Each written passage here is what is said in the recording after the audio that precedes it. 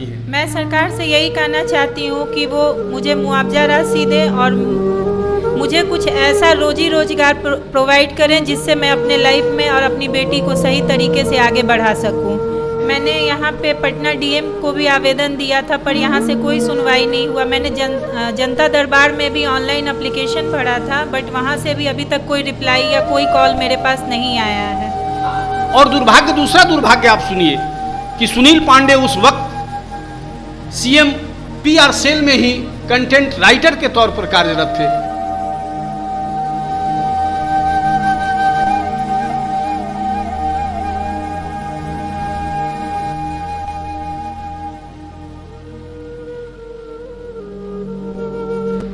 अक्सर मैं हर दिन आपके साथ किसी राजनीतिक विषय पर चर्चा करने के लिए सामने आता हूँ। हमारा मुद्दा होता है राजनीतिक घटनाओं पर अपना विश्लेषण देना, लेकिन दुर्भाग्यवश आज किसी एक खास ऐसे मुद्दे पर बात मैं करना चाहूँगा, आपके साथ शेयर करना चाहता हूँ, जो हमारे आपके बीच की घटना है जिसे हम भूल चुके हैं। नमस्कार, मैं Sunil Pandey, Bihar updates digital news platform पर आपका स्वागत है। आज चर्चा, इसे भाग्य कहें या दुर्भाग्य कहें, हमारे स्वनाम एक मित्र की चर्चा कर रहा हूं जो अब इस दुनिया में नहीं है। जी, मैं बात कर रहा हूं सुनील पांडे। एक पत्रकार हुआ करते थे पटना में, बिहार में कई चैनलों और कई मीडिया संस्थानों में उन्होंने अपनी सेवा दिया था। युवा थे, तेज तर्रार, मेहनती, कर्मठ, और एक उनका इमेज हुआ करता था। रिपोर्टिंग में अक्सर हम लोगों की बातें हुआ करती थी। अब वो हमारे बीच नहीं है। कोविड ने उनको हमारे बीच से उठा लिया और आज उनका परिवार, उनकी पत्नी, उनकी विधवा हमारे साथ हैं, जिन्हें बहुत ज़्यादा शिकायत है हमारे समाज से और हमारे सरकार से।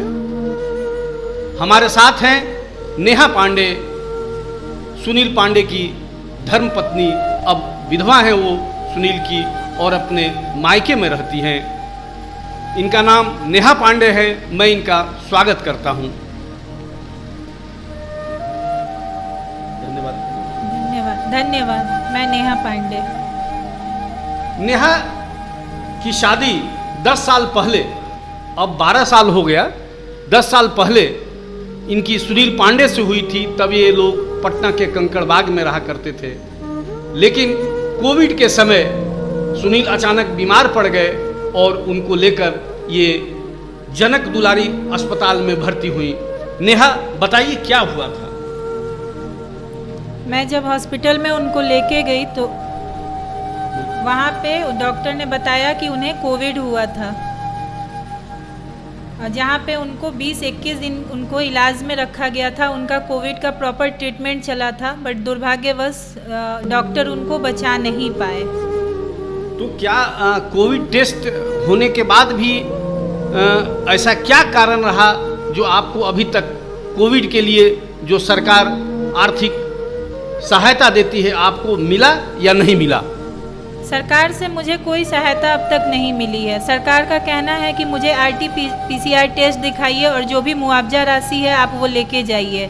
बट जब मैंने अपने हस्बैंड को एडमिट किया था तो उस समय मेरे दिमाग में ये नहीं था कि मुझे RT-PCR टेस्ट करवाना है। मैंने उनका तुरंत CT स्कैन कराया जिसमें कोविड-19 प्रूफ हुआ और मैंने उनको एडमिट किया। बट सरकार इस बात को नहीं मान रही है और वो मुझसे RT-PCR टेस्ट का रिपोर्ट मांग रही है। वो मैं कहाँ से लाऊँ? देखिए, ये नीतिगत मामला है, लेकिन सवाल यह उठता है कि जिस व्यक्ति की मौत हुई हो, जिस व्यक्ति की मौत के बाद सीएम खुद शोक व्यक्त करते हैं, वो पेपर भी मेरे सामने है जो सीएम नीतीश कुमार ने खुद जारी किया था और कहा था कि ये सुनील पांडे की मौत को लेकर वो बहुत दुखी हैं और इसके लिए वो शोक संवेदना व्यक्त करते हैं। लेकिन मतलब यह है कि आप, और दूसरा दुर्भाग्य आप सुनिए कि सुनील पांडे उस वक्त सीएम पीआर सेल में ही कंटेंट राइटर के तौर पर कार्यरत थे। मतलब सीएम आवास और सीएम के कार्यालय में हर व्यक्ति सुनील पांडे को जानता था कि वो उनके अंदर काम करते हैं, उनके बीच के उनके बीच के रहने वाले लोग थे।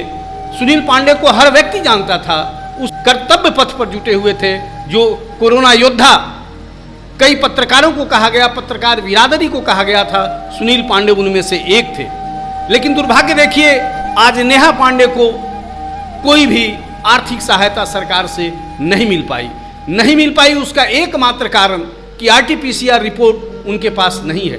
मैं मानता हूं यह गलती हो सकती है, लेकिन आप उस पीड़ा और उस समय की कल्पना कर सकते हैं कि जिस समय किसी का पति मौत और जीवन से जूझ रहा हो, वह रिपोर्ट की चक्कर नहीं, उसको जीवन बचाने में वो लगी होगी।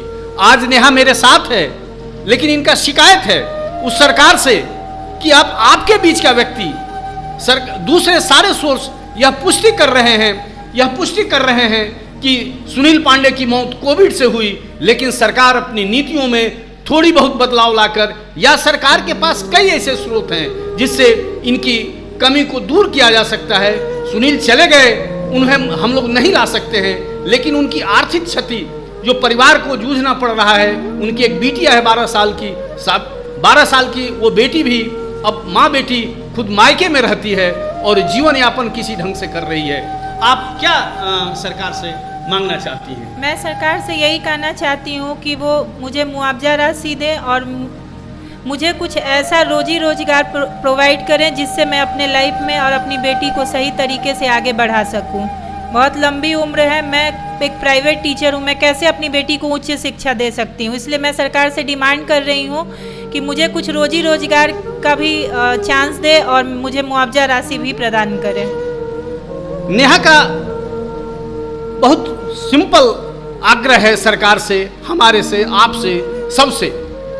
ये मीडिया कर्मियों का भी धर्म है कि हमारे बीच बिरादरी के लोग जो अब हमें छोड़ गए, उनके परिवार की चिंता हम में आप सबको होनी चाहिए और सरकार पर यह इनकी बात को सरकार तक पहुंचाए, नीतीश जी तक पहुंचाए, तेजस्वी जी तक यह बात जाए कि आखिर कौन सी ऐसी बाधा है जो नेहा पांडे को दूर करने में आड़े आ रही है।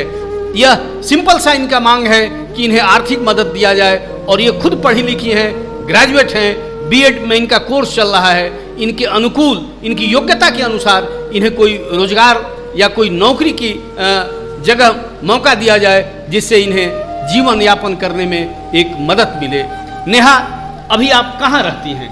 अभी मैं छपरा अपने मायके में रहती हूँ अपने माता पिता के साथ। वहाँ क्या दिक्कतें आ रही हैं आपको? आप सरकार से, या आप इसके विषय में बता चुकी हैं कि जिलाधिकारी को भी इन्होंने आवेदन दिया था, जनता दरबार में भी आपने आवेदन किया है? मैंने यहाँ पे पटना डीएम को भी आवेदन दिया था, पर यहाँ से कोई सुनवाई नहीं हुआ। मैंने जनता दरबार में भी ऑनलाइन एप्लीकेशन भरा था, बट वहाँ से भी अभी तक कोई रिप्लाई या कोई कॉल मेरे पास नहीं आया है। मेरी जानकारी के अनुसार 16 नवंबर 2022 को ये जनता दरबार में अपनी फरियाद लेने के लिए, गुहार लगाने के लिए ऑनलाइन अप्लाई कर चुकी है। वह एक प्रक्रिया है, मैं समझ सकता हूँ, लेकिन आउट ऑफ वे भी इस महिला की पीड़ा को कौन सुनेगा? पटना के जिलाधिकारी डॉक्टर चंद्रशेखर से मेरा आग्रह है कि यदि नेहा आपसे मिली हैं तो इनके आवेदन पर आग्रहपूर्वक विचार करें। मानवता एक बड़ी चीज होती है। मैं उम्मीद करता हूं कि मीडिया कर्मी भी इनकी मदद करेंगे और मेरा मकसद इस वीडियो को बनाने का एकमात्र है कि हमारे बीच का भाई जो अब नहीं है, उसके परिवार की देखरेख और उसके लिए जो बन सके हम लोगों को आगे आके करना चाहिए। धन्यवाद।